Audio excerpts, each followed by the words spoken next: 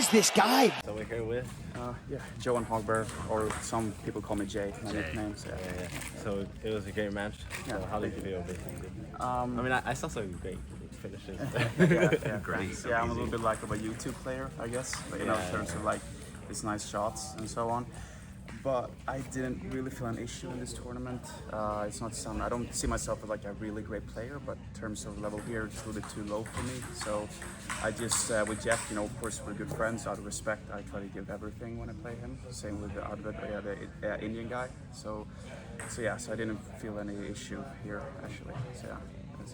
Yeah, it was some great matches. We have lots of highlights. But next question, what would you say to those who are training, and not only in the table tennis aspect, but in anything? In anything. So when it comes to sports, for example, when I was younger, I'm sure the same now as well, is that a lot of people think just because you go to China or Japan, they're gonna improve like crazy.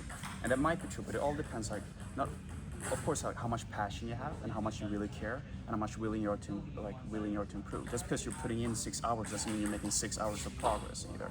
In a sense where, like, you have to know what you want, like from your game and from your table tennis. For example, with me, like all of my serves, like it's only one that someone taught me. The rest is self-taught. All my receives are self-taught. Flick, I got a little bit help with that within Japan, but the rest, all the strawberries, all the crazy receives, all self-taught. Yeah, I heard the crazy Anderson one. Yeah.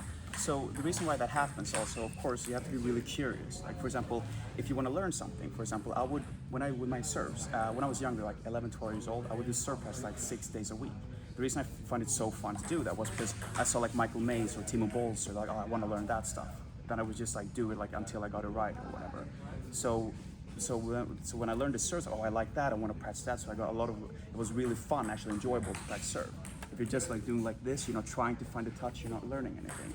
So in terms of, for example, Michael Mays is like side spin back, and I've done one that got viral on YouTube, like around the net. So yeah, because I watched him, I was like, I want to learn that stuff as well. So nobody taught me that stuff. Same with the feeling or snakes. I saw Mikael Hagberg from Sweden do the snake. Oh, I want to learn that. I just practice it by myself, like with my friends and so on. So, and these things, it might sound like, of course, so if you actually want to improve, it's also, you have to understand that it's also the way you think when you play. It's not enough to just you want to win. You have to like think about what's the best way to win, for example.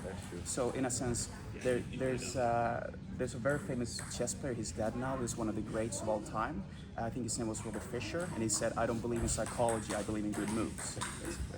So so that's pretty dope. That's pretty gangster. It's because it's true. That's true. It's not just like I was like, it's a mental game, but you gotta go in with a little strat, I guess. Yeah, exactly. So in sense of, okay, so if I gonna tell something, for example, the best way to improve, it's also in a sense okay, so when you play matches, there's different kinds of pressure. You don't really feel the same pressure when you're pressing, hanging out with your buddies or whatever. So you have to find ways to feel that pressure. So in a sense, okay, we play like, let's say you play someone significantly lower than you. Okay, that guy gets to lead with 6-0, and if you lose, you have to make like 60 push-ups or something like. It doesn't have to be necessarily push-ups, but you understand what I mean. And the other thing is also, what are you pressing? If you only do like two press on technique, sure, technique is important, but you rather want to win, right? Yeah. So then you think about, what am I losing on when I win? What am I losing on during the matches? Okay, when they open up, I'm so scared of blocking or it's receives or whatever. So then you want to practice like a match. Okay, you make sure you receive, you block one, and then you try to be on the offense. And it's more like a match, similar to that, for that matter. So it's, I could go on, but you can go on with the next question. And then, Alright, do you think that's weird to those who really like seeing your game? I mean, I saw, a lot of people told me that your gameplay is a lot like a fun gameplay side spin and stuff. Like you said, YouTube or whatever. But to those who like your gameplay, what would you say to them? Oh yeah, no, I really do appreciate. Sometimes I get like DMs and like that. All of my coaches said that there's no problem in the power, and I was so. The thing is, with my game, sure, it looks nice and it looks great, but people also need to understand it took a lot of practice and like that. A lot of people, they want to go from 0 and play like Malone directly. No. I didn't start to play being a heavy hitter until I played like 6 years, and then I started playing a little bit tougher and then a little bit tougher. So I started with only playing spin. So in terms of, if people want to focus, practice on. So for example, if you want to feel like you can always win, you always want to feel like you have something that your opponent doesn't have. It can be like a good serve or a good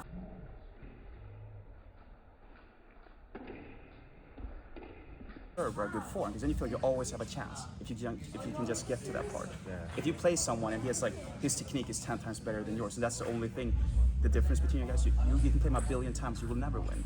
I like that. But if your serve is a little bit better than his, or a little bit weird, or if your receive is a little bit strange and he doesn't know how to cope with it, then you have a bigger chance of winning, right? And so on. So those are the fundamentals in a sense, where find something, okay, always find out, well, do I have something that he doesn't? Like, how do I get to that part to the game, and so on. So the main thing is that for anyone watching, if there is anyone that interested in what I have to say, it's more in the sense that, look, just make sure, okay, play a lot of matches. When you do practice, make sure you press like a lot of serve and receive in the first block on their opening. If you can focus on having a good block on their first opening, a good one, and you're always comfortable with that, you can win so many matches. I like that. And then if you, other thing as well is that you have also to understand that if you can't receive very well, if you put like the ball up to the roof every time you receive, so basically, even a guy who's 900 can smack the ball like crazy. Yeah. So when he smacks the ball like crazy, let's say he's 900, but then the difficulty of getting that ball that's smashed back is like on a 2800 level. That's true. Yeah, but if your receive is really good, and let's say he's 2,100 rating, or like his rating, but if your receive is really, really good, maybe his quality gets so low to like 600, you know what I mean? So that's why sometimes my opponents might look, okay, you might think they're good and they look like beginners when they play. Yeah, because I bring down their level like this, and then so on, with my serves or with my forehand, and so on. So yeah, I don't know if that answered the question, but I'm pretty sure you said it. Yeah. Thank you, and this Thank is you, Rob. That was very Jay Johan. Yeah, That's yeah. Jay or Have a good Johan? one, Yeah, Jay is better. Jay, okay. That's what it says on my Tinder profile. Oh. All right, well, you have a good one. Yeah, follow this guy. I don't know. Yeah, I have social media. Oh, but well, it don't work. Yeah, you can. We'll tag it and Yeah. everything. Oh, yeah, you better. No, we will. You know how hard We it was will. to stand here for 5 minutes. Yeah. Thank you, Jay. Sir, can you show me the fastest serve in the world, please? They want to see the fastest serve in the world. All right, here we go. I saw that video. Let's end this. Cool. You guys brought.